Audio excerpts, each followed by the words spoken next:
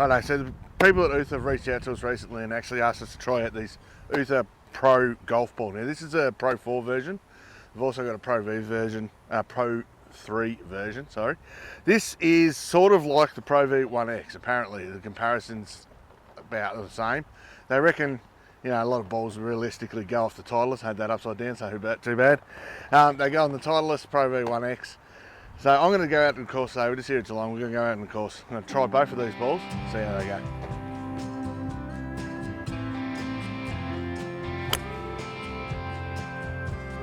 Righto, driver test. Let's see. I'm going to hit the Uther first.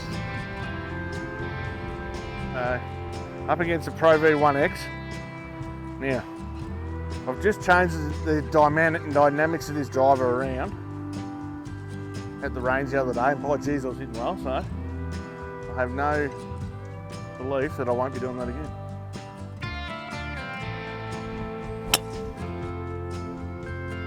Beautiful.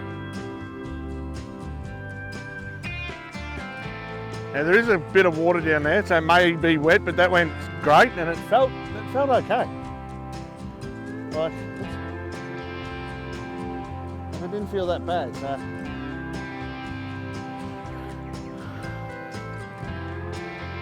The Titleist now. So this is the ProV1x Titleist.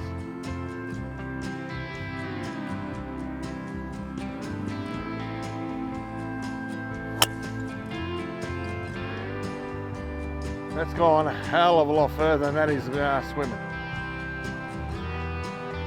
That one definitely hit the water. So on a quick review though, that actually, the Titleist feels a little bit better. It really does. The Uther's still a good ball for the price of what it is. It's not much of a comparison, so, but the Titleist does feel a little bit better. We'll keep playing with them, we'll see how we go. We've only got a 250 metre hole here, so we'll see how we go. Wow. That has gone just left of the green. That actually may be wet. There is water down on the left and right. Listen to Trevor, and I aim for the bunkers. And I think I just went for a swim, but anyway, we'll find out when we get down there. The Titleist turn there. Yeah, I mean, the Uther does feel good. The ProV1 does feel good, but if you're strapped for cash, the Uther is probably a better option of ball to go for, just sort of price-wise. Oh, that's gone left. Rush myself. Oh, it's gone left.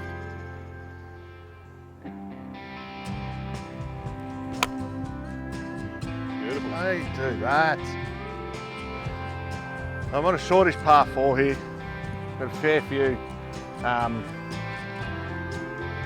bunkers in the way, so I'm going to the hybrid. So I'm going to test out the hybrid. Now I've got the Uther on the tee at the moment. Off the tee, I always hit my hybrids off a tee when I'm on a tee. I don't know why, I just do. Same with my iron shots. But we'll see how they go. I'll hit the Uther first.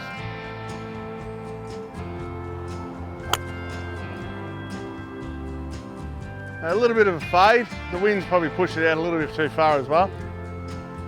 One thing I do like with those Uther balls, the distance, there's no distance loss between that and some of the higher quality balls that you use. So we'll see how we go with the Titleist now.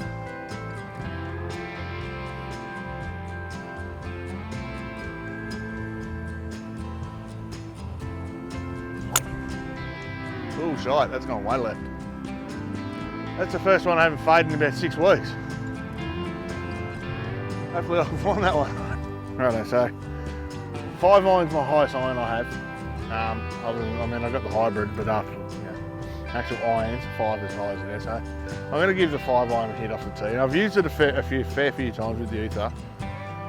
It does have a solid clunk. It's not like your premium balls or anything like that, like I say. But I mean, would I buy a box of Uther myself? Yes, I would. They're actually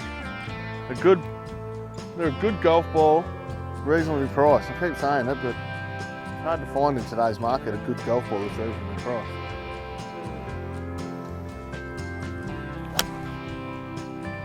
Well, that has come off sweet as. It's actually gone a lot further than what I thought it would. Thank you, wind.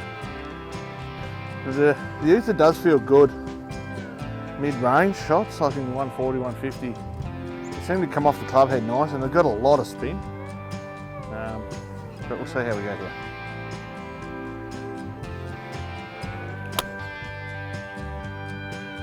Just right of the green. Righto, so we often find ourselves on the edge of the green. Well, I do a lot anyway. So I'll give this ball a little bit of a chip.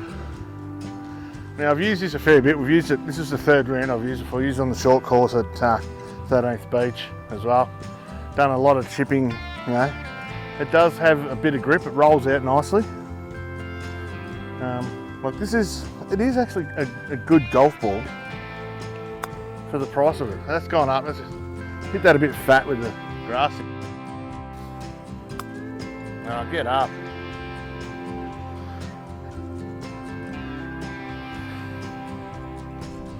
Tried this 3 times. I can't hit 2 shots exactly the same. Unless I'm at the range. Right, so we're going to Uther first. We've got a par 3, 158 metres, dead straight. Tailwind, so I don't have to hit it. I just got to try and get it up there and put it on the green. Sounds simple enough. There we go.